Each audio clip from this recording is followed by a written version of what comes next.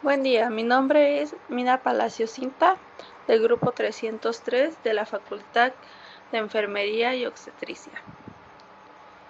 Y el día de hoy les hablaré sobre la artritis reumatoide. Comenzaremos con la definición. La artritis reumatoide es una enfermedad inflamatoria crónica de causa desconocida que afecta predominantemente a las articulaciones diartrodiales y con frecuencia variable también afecta a otros órganos y tejidos. Ahora veremos la anatomía y fisiología. Una articulación es un punto de contacto entre dos huesos, entre hueso y cartílago o entre hueso y dientes. Se clasifican desde la vista estructural. Las primeras son las articulaciones fibrosas. En estas no existe cavidad sinovial y los huesos se mantienen unidos por tejido conectivo denso y regular. Las siguientes son las articulaciones cartilaginosas. En estas no existe cavidad sinovial y los huesos se mantienen unidos mediante cartílago. Y por último, las articulaciones sinoviales. Los huesos que forman la articulación tienen una cavidad sinovial y están unidos por una cápsula articular de tejido conectivo denso y regular y a menudo por ligamentos. La siguiente forma de clasificación es por el lado funcional. Las primeras son las sinartrosis, aquellas que no son móviles, como las suturas del cráneo. Las siguientes son las anfiartrosis, aquella articulación que tiene un movimiento limitado. Y por último están las diartrosis, que son las articulaciones más comúnmente afectadas por la artritis reumatoide. Es una articulación con gran movimiento y todas las articulaciones diartrosis son articulaciones sinoviales. Por ese motivo, ahora daré la clasificación de las articulaciones sinoviales. Si bien todas las articulaciones sinoviales comparten numerosas características, las formas de las superficies articulares varían, lo que permite muchos tipos de movimientos. Las primeras son las articulaciones artrodias. Las superficies articulares de los huesos que forman una artrodia son rectas o algo curvas. Las artrodias permiten fundamentalmente movimientos de adelante hacia atrás, de lado a lado y rotar entre sí. Algunos ejemplos son las articulaciones intercarpianas, las intertarsianas, las esternoclaviculares y las acromioclaviculares. Las siguientes son las articulaciones gínglimo.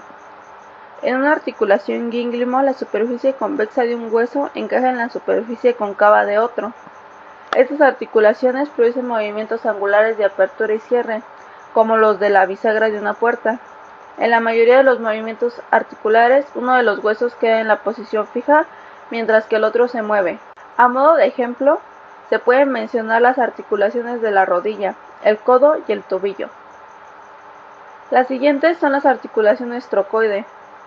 En una articulación trocoide, la superficie redondeada o puntiforme de un hueso articula con un anillo formado en la parte de otro, y en parte por un ligamento.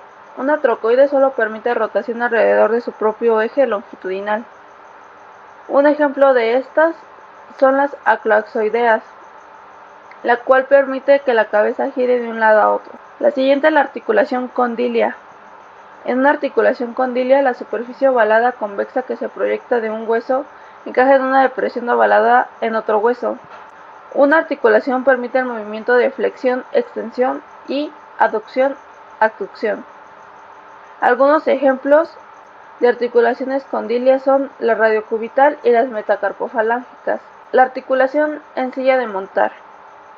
En una articulación en silla de montar, la superficie articular de un hueso tiene forma de silla de montar, y la superficie articular de otro hueso encaja en esta, como si un jinete se sentara en ella. Los movimientos que realiza esta articulación son la flexión-extensión y abducción-aducción. Un ejemplo de esta articulación son las carpometacarpianas. Y por último, están las enartrosis. La enartrosis tiene una superficie en forma de esfera de un hueso que encaja en una depresión en forma de copa de otro hueso. Esta articulación permite movimientos de flexión-extensión, abducción, aducción y rotación. A modo de ejemplo, se pueden mencionar las articulaciones del hombro y de la cadera. Ahora comenzaremos con los factores de riesgo. La artritis reumatoide es una enfermedad inflamatoria sistémica que afecta del 1 al 2% de la población. El primer factor de riesgo es el sexo, ya que las mujeres se ven afectadas casi 3 veces más que los hombres. El siguiente factor de riesgo es la edad, ya que aunque la enfermedad ocurre en todos los grupos de edad, su prevalencia se incrementa conforme ésta avanza. Y por último se encuentran los antecedentes familiares. La contribución de los factores hereditarios es sugerida por el aumento de la frecuencia de la enfermedad en los familiares de primer grado de los pacientes afectados. Ahora seguiremos con la patogenia. La causa de la artritis reumatoide aún no se ha aclarado. La evidencia señala una predisposición genética y el desarrollo de inflamación de las articulaciones medida por una respuesta inmune, endógena o exógena. La patogénesis de la artritis reumatoide puede observarse como una respuesta inmune aberrante que provoca inflamación sinovial y destrucción de la arquitectura articular. Se ha sugerido que la enfermedad inicia debido a la activación de las células T colaboradoras, la liberación de citocinas y formación de anticuerpos. Alrededor del 70 al 80% de las personas con la enfermedad tienen una sustancia llamada factor reumatoide, el cual es un anticuerpo autólogo, es decir, autoproducido, que reacciona con un fragmento de inmunoglobulina G para formar complejos inmunes. Los complejos inmunes y los componentes del complemento se encuentran en la sinovia, el líquido sinovial y las lesiones extraarticulares de personas con artritis reumatoide. El papel del proceso autoinmune en la destrucción articular de la artritis reumatoide aún no se ha elucidado. A nivel celular, los neutrófilos, macrófagos y linfocitos se atraen al área. Los neutrófilos y macrófagos fagocitan los complejos inmunes y en el proceso liberan enzimas lisosómicas capaces de provocar cambios destructivos en el cartílago articular. La respuesta inflamatoria que sigue atrae células inflamatorias adicionales, lo que pone en movimiento una cadena de acontecimientos que perpetúa la condición. Conforme progresa el proceso inflamatorio, las células sinoviales y los tejidos subsinoviales presentan hiperplasia reactiva. La vasodilatación y el flujo sanguíneo incrementado ocasiona enrojecimiento y calor. La tumefacción articular que se encuentra se debe a una mayor permeabilidad capilar que acompaña el proceso inflamatorio. El rasgo característico de la artritis reumatoide es el desarrollo de una red extensa de nuevos vasos sanguíneos en la membrana sinovial que contribuye al avance de la sinovitis reumatoide. Este tejido de granulación vascular destructivo, denominado panus, se extiende desde la sinovia para afectar una región del hueso, desprotegido en la unión entre el cartílago y el hueso subcondral. El panus es una característica de la artritis reumatoide que la diferencia de otras formas de artritis inflamatoria. Las células inflamatorias encontradas en el panus tienen un efecto destructivo sobre el cartílago y el hueso adyacente. Con el tiempo, se desarrolla panus entre los bordes articulares, lo que provoca movimiento articular reducido y la posibilidad de anquilosis. La evidencia señala a una de las metaloproteínas de matriz tipo 1 que degrada el colágeno como esenciales para que el panus invada y destruya articulaciones en la artritis reumatoide. Ahora vamos con las complicaciones de la enfermedad.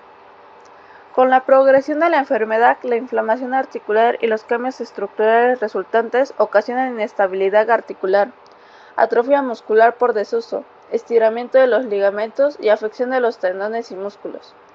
El efecto de los cambios patológicos en la estructura y función articular se relaciona con el grado de actividad patológica, la cual puede cambiar en cualquier momento, y desafortunadamente los cambios destructivos son irreversibles.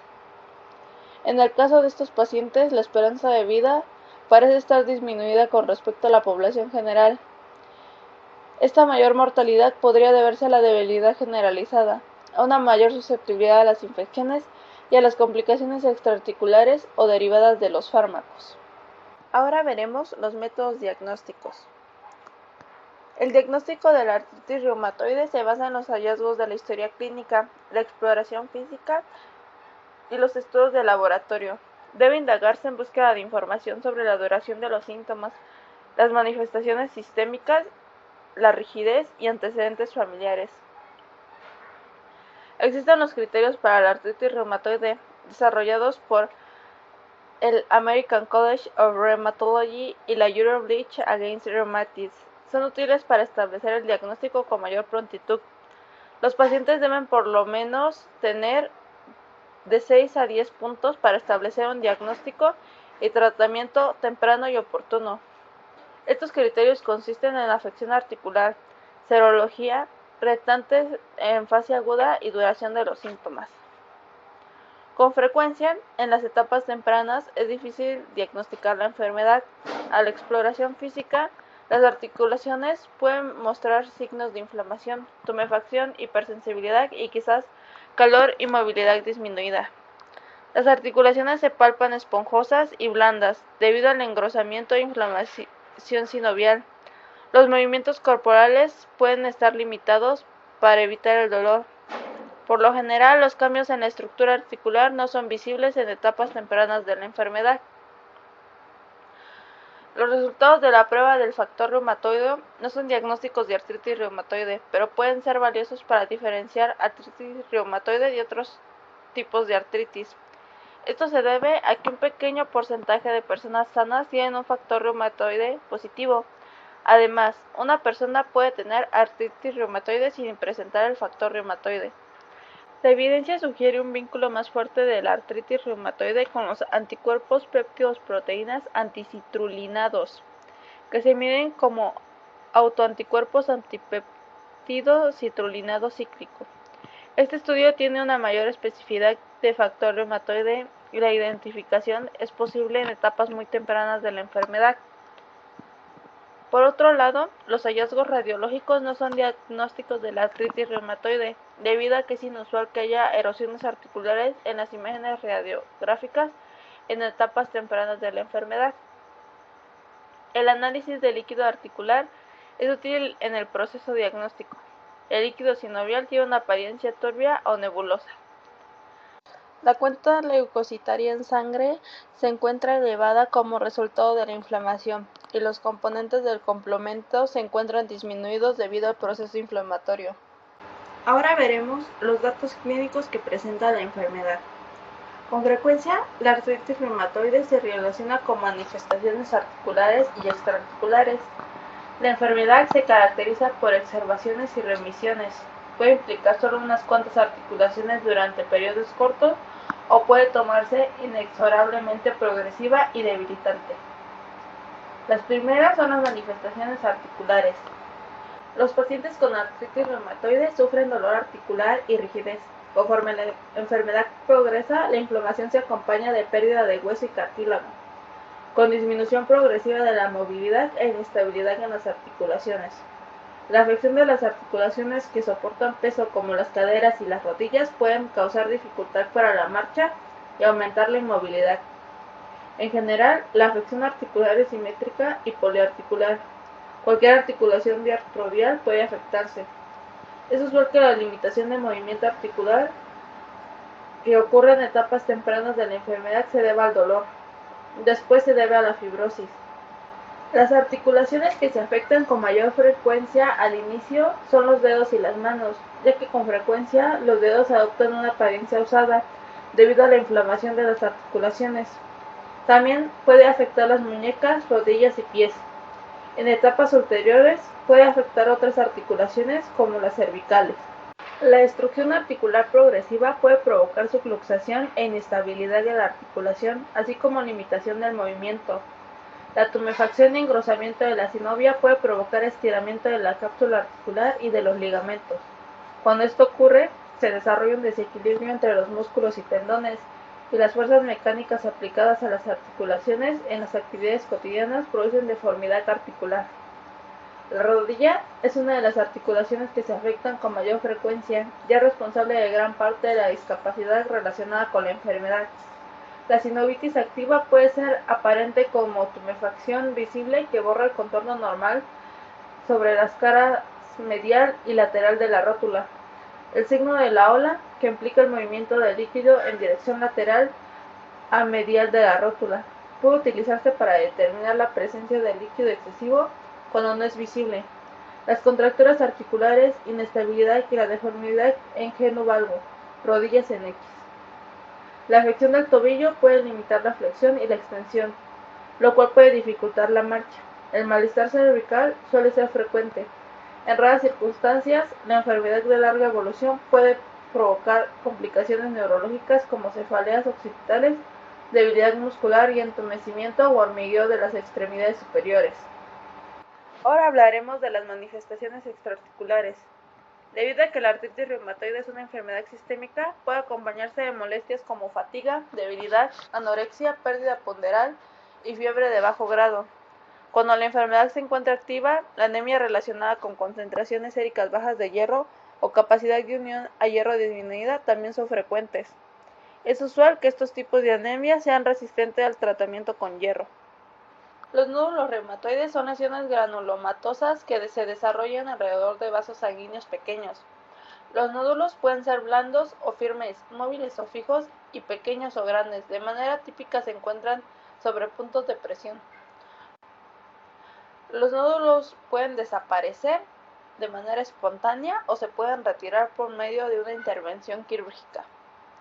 La vasculitis o inflamación de arterias de calibre pequeño o mediano es una manifestación infrecuente en personas con una larga evolución de artritis activa y cifras elevadas de factor reumatoide. La manifestación incluye áreas químicas que aparecen como manchas marrones. Puede haber ulceraciones en las extremidades inferiores y en algunos casos la neuropatía puede ser el único síntoma de vasculitis. También puede afectar los órganos viscerales como el corazón, los pulmones y el tracto gastrointestinal. La epiescleritis y la escleromalacia, que se deben a nódulos esclerales y son capaces de provocar desprendimiento de resina, pleuritis y pericarditis. Unas cuantas personas tienen esplenomegalia y aumento de tamaño de los ganglios linfáticos. Por último, veremos el tratamiento de esta enfermedad. Ya que no se conoce la etiología de la artritis reumatoide, no existe un tratamiento curativo. El manejo del paciente se orienta a disminuir y tratar de suprimir la inflamación y el dolor, y conservar o restaurar la función articular del paciente. El plan de tratamiento incluye la educación sobre la enfermedad y su tratamiento, reposo, ejercicios terapéuticos y medicamentos. El reposo físico disminuye el estrés articular y alivia el dolor. El reposo emocional ayuda a relajar los músculos y con frecuencia es útil para personas a las que el estrés emocional incrementa su malestar. Los ejercicios terapéuticos también son importantes para mantener el movimiento articular y la fuerza muscular. También se debe dar la instrucción sobre el empleo seguro de que las modalidades calóricas, ya sea frío o calor, la postura adecuada, el posicionamiento, la mecánica corporal, el uso de zapatos con soporte, principios de protección articular y la simplificación del trabajo. Por otro lado, tenemos la parte farmacológica. Los medicamentos utilizados para alcanzar estos objetivos se clasifican como aquellos que proporcionan alivio a los síntomas y los que tienen el potencial de modificar la evolución de la enfermedad. Los fármacos AINES, es decir, los antiinflamatorios no esteroideos, por lo general se utilizan al principio del tratamiento. Estos proporcionan efectos analgésicos y antiinflamatorios. El tratamiento temprano también incluye fármacos antirreumáticos modificadores de la enfermedad, es decir, FARME. Estos deben utilizarse cuando se establece el diagnóstico de artritis reumatoide y antes de que aparezcan cambios erosivos en la radiografía.